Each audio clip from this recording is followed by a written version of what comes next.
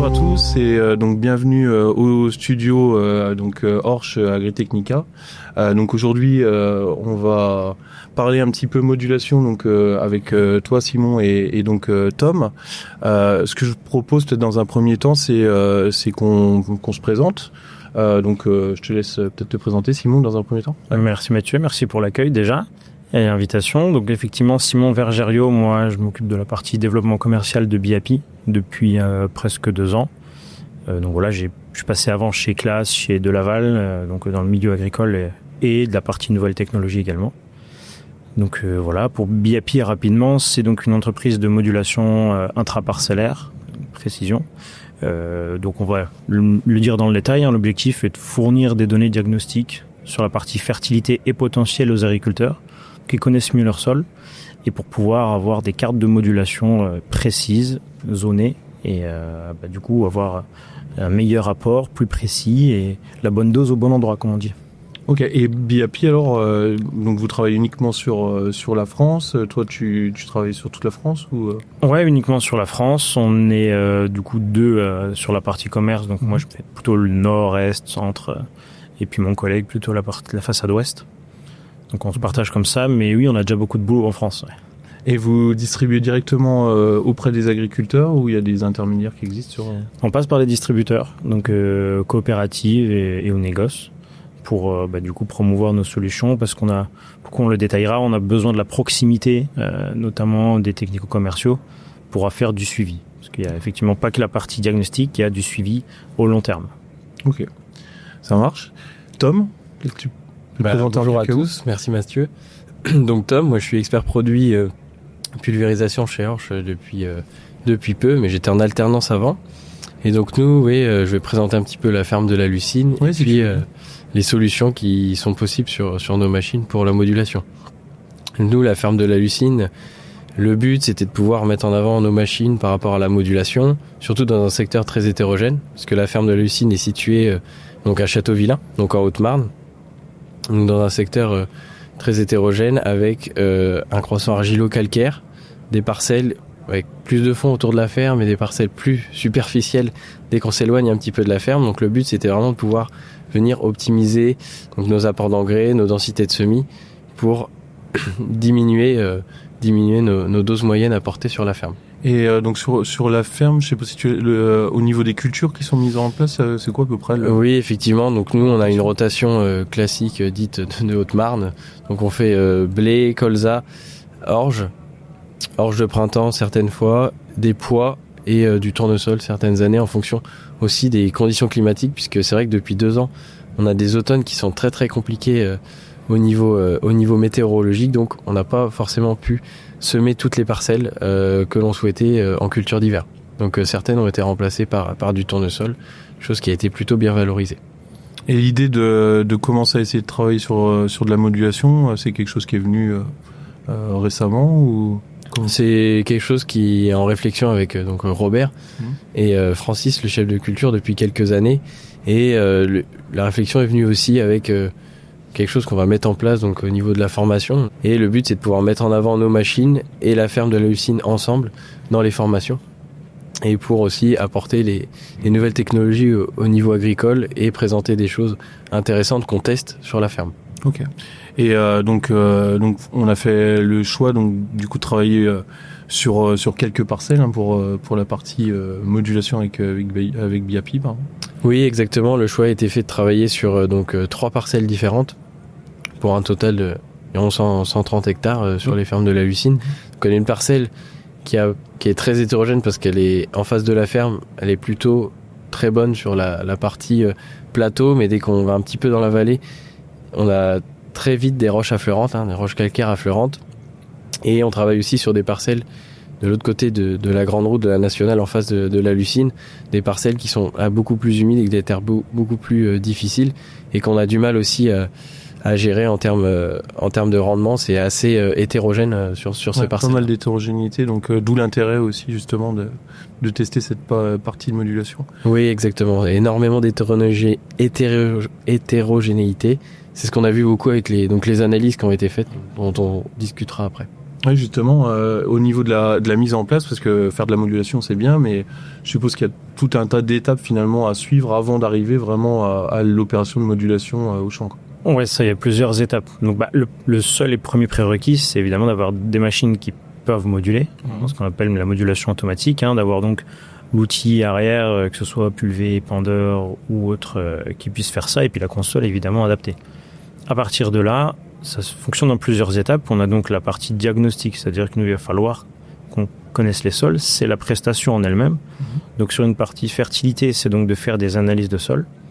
Et l'expérience de BIAPI, c'est d'avoir défini que la fertilité est beaucoup liée à l'historique. Donc, alors pas tant les remembrements qu'il y a pu avoir dans les 5-10 dernières années, mais surtout sur les 50-60 dernières années, où on s'est rendu compte, tout le monde le sait, mais qu'une parcelle d'aujourd'hui, c'est à peu près une dizaine de parcelles de l'époque, on parle des années 50. Et donc c'est tout l'historique des différents propriétaires qu'il y a pu avoir sur ces parcelles qui font que on se retrouve aujourd'hui à avoir des différences, de l'hétérogénéité au sein d'une même parcelle. Et donc l'objectif pour nous, c'est de fournir aux agriculteurs les moyens de le savoir. Donc on découpe la parcelle en microzones qui font un peu moins d'un hectare, 0,8 hectares, et donc à partir de là, des analyses qui sont réalisées par un prestataire. Donc on mesure tous les éléments, pH, phosphore, potasse, magnésie, calcium, l'AMO, la CEC, puis on peut en notion aller dans les oligo-éléments, etc. Et donc l'objectif est de fournir, une fois cela réalisé, des cartes de diagnostic. Et je crois il y a eu aussi des fosses pédologiques de réaliser. Aussi, ouais. En fait, c'est complémentaire. C'est une partie qu'on appelle potentiel, ou parce qu'on travaille sur le potentiel pur de la parcelle. Donc l'idée, là, pour le coup, va être de venir mesurer la qualité, du sol, son potentiel. Donc on vient faire un zonage avec de la conductivité, donc un outil électrique qu'on passe sur le champ tous les 12 mètres, et ça va nous permettre de connaître les différentes zones de sol. Donc on sait globalement, est-ce que c'est, en caricaturant, c'est plus profond, plus riche, plus limon argileux, ou plus superficiel, sec et sableux. Donc on a en fait le détail de toutes ces zones précisément. Donc effectivement, il y a très souvent une corrélation avec le rendement. Et l'objectif est quand même d'aller avoir un peu plus loin que ce que c'est déjà l'agriculteur, parce qu'évidemment, là-dedans, l'agriculteur est toujours complètement inclus à la démarche. Savoir qu'une fois qu'on a ces zones-là, on vient définir où est-ce qu'on va poser des fosses. Donc des vraies fosses pédologiques, où on creuse jusqu'à 1,50 m ou jusqu'à la roche-mère, des fois c'est 30 cm. Et donc l'objectif est qu'un pédologue du coup fasse ça avec des fiches de description excessivement détaillées, donc pour tout savoir de la parcelle. Évidemment, l'agriculteur est intégré complètement là-dedans parce qu'il va pouvoir nous aider à dire cette zone de sol qui est superficielle, elle est différente de celle-là. Parce qu'en passant la conductivité, on connaît les zones, mais on ne connaît pas la teneur. Et donc, on apporte cette information à l'agriculteur pour lequel on ressort des cartes de potentiel et des cartes de RU. Donc, évidemment, on ne va pas faire découvrir à l'agriculteur que cette zone-là a plus de rendement que l'autre, mais on a beaucoup plus de clés, on a toutes les infos qui permettent de les expliquer. Sur la partie, justement, au niveau des fosses, je crois que Tom, toi, tu as eu la chance aussi de suivre un petit peu le pédologue qui est passé donc à la ferme de la Lucine. Qu'est-ce que t'en retiens ? Quel est le travail vraiment qui a été réalisé ? Est-ce que vous avez appris des choses, justement ? Oui, justement, pour rebondir sur ce que tu disais, Simon, par rapport aux préparations des fosses. Donc déjà, on avait eu la conductivité donc au mois de mars, et après la carte de conductivité, donc on a défini avec Francis, qui lui cultive les parcelles depuis sur la ferme de la Lucine depuis plus de 30 ans, et donc connaît les zones de parcelles, et donc c'est comme ça qu'on a pu corréler différentes zones entre elles pour faire qu'un seul profil. Et donc au niveau de ces profils de sol, déjà il y a quelque chose qu'on a remarqué, vraiment c'était flagrant, c'est l'hétérogénéité. À 50 mètres d'écart, des fois il y avait 1,50 m de terre, et des fois il y avait 20 cm de terre. On était tout de suite sur la roche-mère avec des bandes roches. Et donc ça nous a permis de définir différentes zones de terre. On a vu que déjà au niveau de la structure du sol, la structure était bonne, il n'y avait pas de semelles de labour, etc., d'endroits plus difficiles. Et après, les pédologues ont fait leur travail par rapport à la description des sols. Oui, c'était surtout de la description des sols. C'était vraiment de la description des sols, vraiment des sols typiques de Haute-Marne. Et pour certains endroits, quand même une profondeur de terre qu'ils avaient rarement vue en Haute-Marne, à certains endroits. Mais ça ne dure pas très longtemps. Et est-ce qu'ils ont regardé aussi la structure du sol ou pas forcément, là c'était plus de la description? Ils regardaient donc texture et structure du sol. Et vous avez vu des choses particulières ou... Non, on n'a pas vu de choses forcément particulières. Comme je le disais, il n'y a pas de semelle de labour, parce que la ferme de la Lucine est en sans labour depuis plus de 30 ans maintenant. Donc ça, il n'y a pas de semelle. Après, il y a certaines zones plus humides qu'on avait vues dans une parcelle notamment de l'autre côté de la route, qui est drainée avec les années humides. On a pu voir des petites lamelles compactées, des couches compactées à 15 cm, qui montrent bien le travail de la dent préalable au semis qui avait été fait dans des conditions un petit peu limites parfois. Donc voilà, on a pu mettre directement ça à profit cet été avant de préparer les colzas afin de faire une fissuration et donc de ramener de la verticalité dans le sol. D'accord, intéressant. Et donc, je crois que tout à l'heure tu m'as montré qu'on avait reçu donc les premières analyses aussi de sol, les premiers résultats de l'analyse. Et donc, qu'est-ce qu'on voit donc sur ces premiers résultats? Alors, en l'occurrence, on remarque, on voit à la parcelle et par micro-parcelle qu'il y a beaucoup d'hétérogénéité. Donc on l'a vu, je veux dire, le niveau de potasse moyen est bon, sauf qu'on se rend compte qu'il y a des zones qui sont vraiment en excès et des zones très déficitaires. Et là, vraiment à la micro-parcelle. Ce qu'on n'aurait pas pu voir avec une analyse moyenne qu'on fait entre guillemets classiquement ou qui sont demandées aux agriculteurs volontairement ou pas.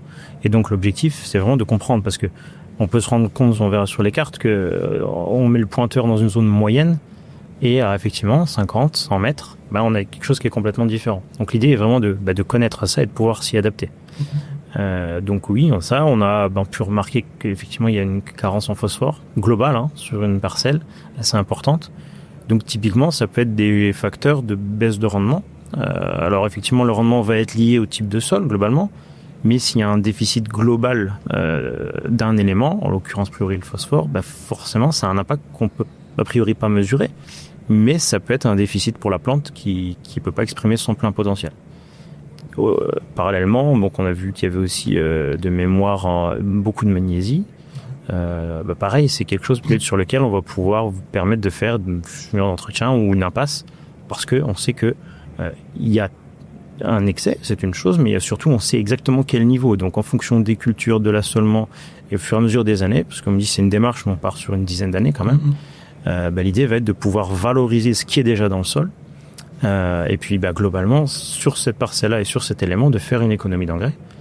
Chose sur laquelle je pense que de façon habituelle, vous auriez remis les doses classiques et habituelles et par conviction de ce qui s'applique. Oui, bien sûr. Et au niveau justement des cartes, donc de l'édition des cartes de préconisation, vous vous basez vous faites tourner des modèles pour faire les conseils de prescription ou ça marche? Oui, effectivement sur la base c'est un modèle qui s'appelle Epicless, donc qui a plus de 20 ans, qui a été créé sur le principe de modèle agronomique qu'on appelle actif, c'est-à-dire que si vous faites faire le calcul une date donnée que vous recommencez 10 jours après, vous n'aurez pas exactement les mêmes valeurs parce qu'on tient aussi compte de la météo et voilà, c'est quelque chose qui se remet en question lui-même et qui avance. Et donc on l'a aussi d'ailleurs cette année repris dans le giron BIAPI, ce qu'on utilise particulièrement. Donc on se base là-dessus et surtout en fait ça fonctionne, c'est-à-dire que chaque année vous allez avoir 2-3 rendez-vous. Un rendez-vous plutôt sur la partie fumure de fond, PK, la fertilité, et un autre sur la partie plutôt azote, voire modulation de semis, liée aux cartes de potentiel. Et donc l'objectif nous de tout ça, c'est de lier aussi les connaissances et l'expérience d'un TC par exemple, qui vous suit en général. Donc c'est-à-dire que la raison pour laquelle on passe par les distributeurs, c'est que c'est donc des référents BIAPI au sein des distributeurs, avec en général le technico-conseiller, qui font les conseils chaque année. Donc il y a tout le travail derrière de pouvoir réaliser le principe d'un PPF mais à la micro-parcelle, donc de renseigner tout ça. On mâche le travail et une fois arrivé avec l'agriculteur, l'objectif est de dire voilà, on a la carte de diagnostic.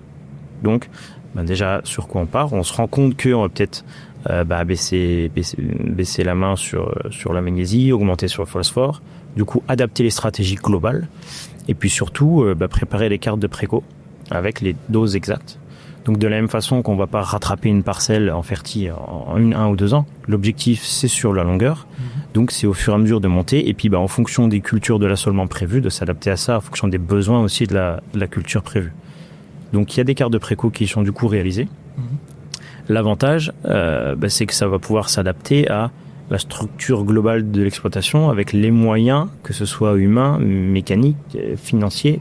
L'objectif n'est pas de venir dire si vous avez des carences, il va falloir doubler le pôle engrais. Au contraire, c'est de dire on a une enveloppe, mais c'est surtout que si on peut la baisser, tant mieux. Et à partir de ce qu'on a, on choisit beaucoup plus... on choisit vraiment du coup ce qu'on va mettre. Ouais, donc il y a un travail finalement aussi, un échange qui est fait entre le technico-commercial et l'agriculteur pour justement aussi donner du sens par rapport, en prenant en compte aussi ce que souhaite faire ou pas faire l'agriculteur. C'est exactement ça. Uniquement, on prend des données, on lui donne une prescription. Oui, bien sûr. Alors, c'est exactement dans l'idée, on fait du conseil, mais on vient pas avec une carte, tenez monsieur. C'est au contraire, après, la question, on passe en 2-3 apports, solides, liquides, mixés, etc. Donc, la question est de s'adapter vraiment à tout ça. Stockage, pas stockage, etc. Donc, de dire, en fonction de comment vous faites, c'est pour ça que l'apport du TC est indispensable, parce qu'il y a ce lien aussi, de connaissances, et de dire, la stratégie d'engrais, pareil, simple, binaire, ternaire.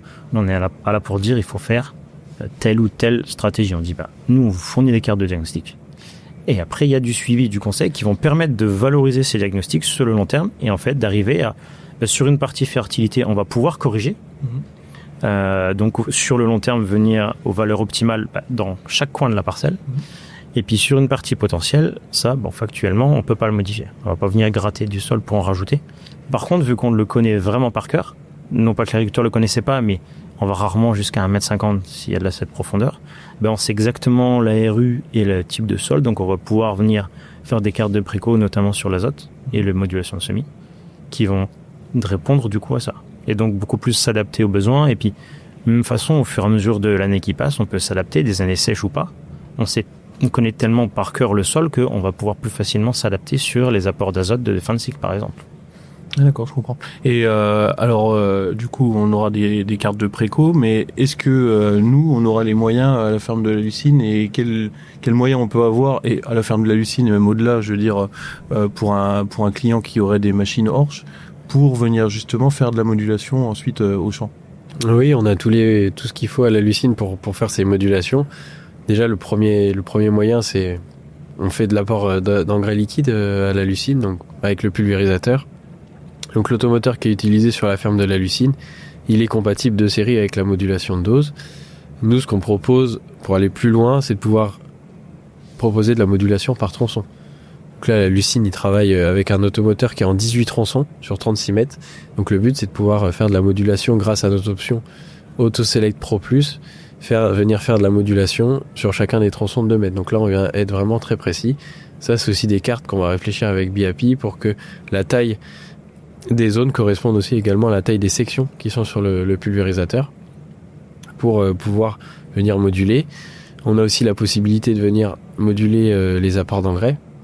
Des apports d'engrais de fond qu'on peut venir apporter grâce à une trémie avant et qu'on met sur un déchaumeur notamment ou sur un semoir type Focus. Donc là, on va pouvoir lire des cartes de modulation avec notre terminal. Les semoirs sont compatibles.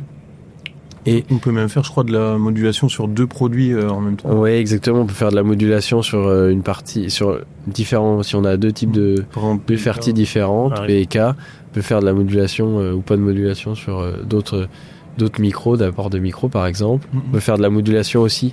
Nous, on sème les colzas avec un semoir monograine, donc un Maestro. On va pouvoir venir moduler aussi notre densité de semis pour vraiment optimiser notre nombre de pieds de colza au mètre carré pour la première partie qui est partie agronomique et éviter les impasses au niveau des insectes à l'automne, notamment les grosses altises. Alors vraiment des colzas robustes, et aussi au niveau du semis, au niveau du semis de céréales avec le Pronto. Donc on va venir moduler apport de l'engrais en localisé, donc on va pouvoir venir moduler les apports d'engrais et la densité de semis en orge ou en blé. La densité de semis, c'est pareil, c'est un sujet sur lequel vous travaillez au niveau de la modulation? On le fournit, effectivement. On fournit des cartes de préco de densité de semis pour justement venir répondre aux différentes zones de terre. Typiquement, la logique étant différente entre céréales et maïs, mais de venir, en fonction de la qualité du sol, venir mettre plus ou moins de densité. L'objectif étant que, sortie hiver, on ait des zones homogènes qui soient beaucoup plus faciles à traiter et à gérer, et puis surtout un rendement homogénéisé. Ça reste l'objectif, nous, typiquement, c'est de déplafonner. On a chez la majorité de nos agriculteurs, ils disaient, je plafonne, j'arrive pas, et je pense qu'on peut faire mieux. Donc on trouve les clés qui font que, est-ce que c'est les zones de terre, est-ce que c'est la bonne fertilité mais un pH pas bon qui fait que on peut pas valoriser l'azote qu'on met. Donc on se rend compte que on met de l'azote qui sert à rien, pratiquement 30% peut être bloqué par un mauvais pH. Donc en fait on étudie tout le spectre. Donc on arrive à comprendre beaucoup de choses et à s'adapter à tout. Donc à partir de là, oui, on voit l'impact aussi sur la partie rendement de la modulation semis. Et d'ailleurs, ce qui est tout neuf chez nous, depuis 1 an maintenant désormais, c'est d'intégrer les rendements à la partie conseil. La question étant que toutes les machines aujourd'hui, de plus en plus, en tout cas, ont la possibilité d'avoir les cartes de rendement. La problématique qui est là, c'est que comment on les valorise. Agronomiquement, c'est compliqué de les utiliser directement en tant que modulation. Ça existe. Nous, la question, au contraire, c'est de les intégrer au conseil. C'est-à-dire qu'on va récupérer les cartes de rendement, les nettoyer, et puis les intégrer directement dans l'outil pour pouvoir avoir le détail des exports. Parce qu'effectivement, chez tout le monde, on a des rendements qui peuvent aller du simple au double, voire au triple, sans forcer. Sauf que on n'a évidemment pas eu les mêmes éléments qui ont été utilisés, valorisés dans le sol, même s'il y a eu le même apport. Donc l'objectif est vraiment de savoir beaucoup plus précisément quels ont été les exports, de faire le suivi du coup des éléments qui sont présents ou pas dans le sol et disponibles pour la culture suivante. Et de le prendre en compte du coup dans ton calcul finalement pour faire la préconisation. C'est exactement ça. Parce qu'un endroit où il y a eu 90 quintaux et un autre où il y en a eu 60, forcément ça a beaucoup plus pompé dans les éléments et ça va avoir un impact sur la suite. Donc l'objectif étant comme on a un diagnostic de départ, en le suivant précisément, on le valorise encore sur plus longtemps. Et j'ai une question en plus, est-ce qu'au niveau des analyses de sol justement, parce que est-ce qu'au bout de quelques années en fait on refait des analyses de sol pour voir un petit peu l'évolution qu'il y a eu au niveau du sol ou c'est Nous, les analyses, on arrive à les valoriser une dizaine d'années, largement. Ensuite, l'objectif est, la possibilité de faire du reprélèvement. Donc, on repart, entre guillemets, dans l'idée, La partie fertilité est valable une dizaine d'années, la partie potentielle est valable à vie. Parce que ça ne changera jamais.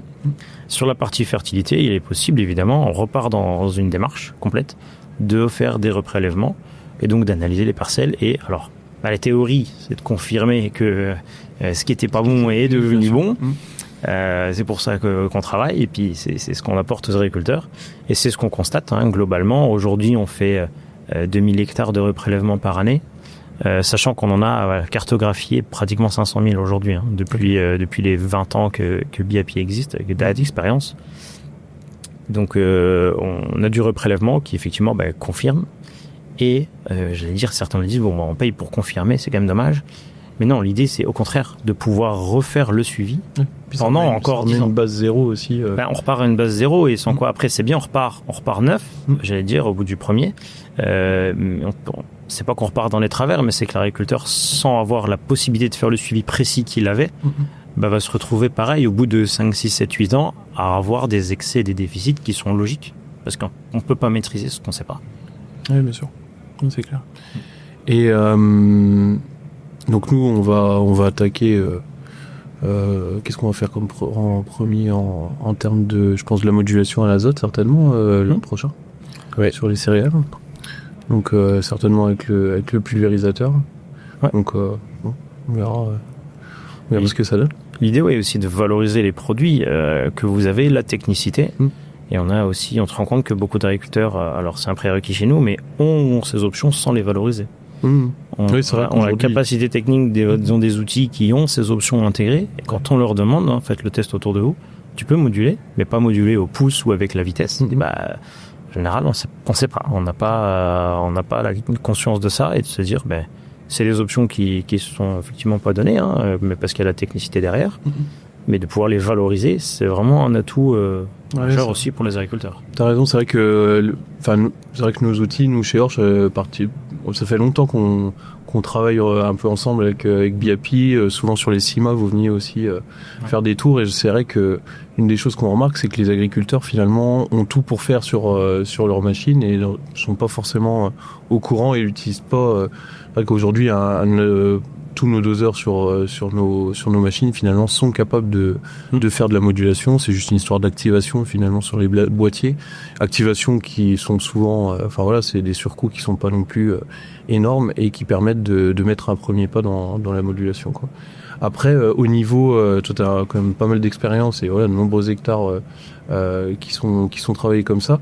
Est-ce que vous travaillez plus sur comme tu disais, sur du déplafonnement, donc pour augmenter les rendements moyens, ou alors est-ce que vous travaillez plus sur des économies où la personne veut vraiment limiter ses charges, ou les deux peut-être? Oui, c'est ça. C'est que nous, on travaille sur tout. On permet de travailler sur tout. C'est principalement ça. Maintenant, ça va beaucoup dépendre de l'historique et des habitudes de l'agriculteur.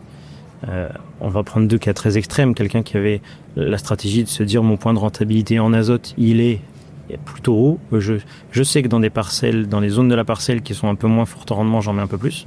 Mais je valorise mon fort potentiel de la parcelle. Donc typiquement, chez un agri comme ça, on peut espérer, mais on peut s'attendre à ce qu'il y ait un besoin d'azote qui soit globalement diminué. Et même si on va réussir à mettre encore plus dans la zone forte parce qu'il y a ce besoin, mais on sait pourquoi. Mais par contre, on va venir mettre réellement la bonne dose au bon endroit. Donc on peut s'attendre à diminuer l'apport d'azote et on peut s'attendre à un gain de rendement dans le sens où la partie forte du potentiel peut-être est pas encore à son plein potentiel. Et par contre, la zone faible, peut-être pas exactement ce qu'il lui faut, ou on se rend compte que c'est un problème de pH, de ferti ou autre. Donc comme on joue sur tous les tableaux, à la fois sur la valorisation du potentiel du sol pur et sur ce qui peut manquer en fertilité, on peut s'attendre à des économies d'engrais. On peut s'attendre à un investissement entre guillemets d'engrais, mais parce qu'il y a des choses qui sont en déficit. Donc ça veut dire qu'il faut rajouter des valeurs. Bon. Est-ce que ça veut dire qu'on mettra plus d'intrants de façon générale? On va peut-être le compenser sur un autre qu'on a en excès. Donc voilà, l'objectif, nous, c'est de mettre ce qu'il faut, d'être capable et conscient de ce qu'on sait, de ce qu'on a, et de mettre la bonne dose au bon endroit. Donc à partir de là, on peut s'attendre à des économies d'engrais. Donc on a vu du 8-10% d'économies d'engrais largement. Et puis déplafonner des rendements, homogénéiser les rendements, tout en gardant le PS. Ça, on a pléthore de témoignages, d'essais, parce qu'on continue à faire des essais pour comparer. Mais oui, ça peut être jusqu'à 15 quintaux de gagné, ça peut être jusqu'à du 8% en rendement, ça peut être assez énorme en fait. Plus l'hétérogénéité de base est importante, plus le seuil de rentabilité va être rapide et important. Mais comme on joue sur tous ces tableaux à la fois, c'est hyper intéressant du coup de pouvoir tout lier. Mais la réflexion en ça est intéressante, parce que si on fait que la fertie, entre guillemets, qu'on a des hétérogénéités dans le sol, mais qu'on constate, mais qu'on comprend pas forcément, ou en tout cas on ne sait pas exactement en détail, le fait de lier tous les deux peut faire ce cocktail là. Et l'objectif évidemment pour l'agriculteur, c'est de replacer l'agronomie au centre, parce que on va beaucoup mieux connaître ses parcelles, être conscient de ce qu'on fait et puis en être fier finalement. Et puis tout en gérant ses coûts, parce que l'objectif derrière tout agriculteur, c'est, on le sait, avec la volatilité des marchés, le prix des intrants qui flambe, le prix des récoltes qui globalement baisse, je pense qu'avec notre produit, on a la capacité de mettre la bonne dose, donc pas d'investissement inutile. Malheureusement, de se dire on va pas mettre d'azote si le pH dans ce coin est mauvais, on va d'abord réguler le pH, et puis de pouvoir maîtriser parfaitement ses intrants, et puis après améliorer ses collectes, ses rendements. Même dans des mauvaises années, on constate que nos agriculteurs décrochent moins. Donc voilà, puis on travaille alors évidemment avec tout type d'agriculteurs, tout type de culture, les prairies, là on travaille énormément R&D, bientôt mais sur l'irrigation, pour moduler l'irrigation, parce que c'est un sujet très important. Le travail du sol peut-être aussi, est-ce que c'est quelque chose auquel vous... Alors sur le travail du sol, la question c'est que nous on fournit des données. Alors est-ce qu'effectivement avec la profondeur typiquement de sol ou les horizons, on peut travailler typiquement avec vous avec des outils qui viendraient s'adapter à ça? Alors en fait nous c'est vraiment, on est fournisseur d'informations et d'avoir les moyens de comprendre et de savoir ce qu'on fait. Travail du sol, est-ce que ça serait quelque chose qui pourrait être intéressant pour le futur d'avoir de la modulation? Oui, ça serait intéressant d'avoir de la modulation au travail du sol pour le futur, parce qu'on sait qu'on a des zones très très superficielles et qu'on ne peut pas aller à la même profondeur de travail que les zones plus profondes. Après, pour le moment, chez Horsch, on est en développement de ces technologies-là, donc dans les années à venir, c'est quelque chose qu'on pourra déjà utiliser avec les cartes qu'on a de BIAPI et mettre tout de suite à l'épreuve les machines Horsch sur la ferme de la Lucine par rapport à la modulation de la profondeur de travail. Ok. Je sais pas, Tom, Simon, est-ce que vous voyez d'autres sujets qu'on n'a pas abordés? Non, moi je vois que c'est bien. Ce serait bien de pouvoir refaire un point avec Simon à la fin de la première année vraiment de modulation qu'on a donc d'ici 1 an. Hein, on peut se donner rendez-vous pour faire un point sur la première année, ce que ça a apporté à l'agriculteur, ce que ça a permis de gagner déjà rien que sur la première année, niveau de connaissance des sols et économie d'intrants. Ouais, bien sûr. Bah, effectivement, on peut s'attendre à tout. Hein. On peut rentabiliser en 1 an parce qu'on met moins d'azote. On peut rentabiliser parce que vous avez compris tous les exemples qu'on a. Et typiquement, la ferme de la Lucine, on a vu qu'il y avait beaucoup d'hétérogénéité intraparcellaire. Et puis, du travail à faire parce qu'on constate sur certains éléments des excès, des déficits. Et c'est là-dessus qu'on a des clés pour jouer. Et donc, on travaille sur l'agronomie. Puis sur l'économie, il y a forcément une rentabilité. Quel que soit le type de vos parcelles, on va rentabiliser d'un côté ou d'un autre. Ne serait-ce que le coût de BIAPI, mais surtout sur le long terme, la valorisation des terres. Ok. Voilà. Donc, dans ce cas-là, on peut se donner à peu près rendez-vous dans 1 an. 1 an et demi pour voir les premiers résultats au champ à la ferme de la Lucine. C'est ça. Ou chez vos distributeurs pour parler de BIAPI. Oui. N'hésitez pas, ils seront disponibles. Ça marche. Exactement. Et Tom, Simon, merci beaucoup. Merci Mathieu. Merci Mathieu et Simon. Bonne journée à tous. Au revoir.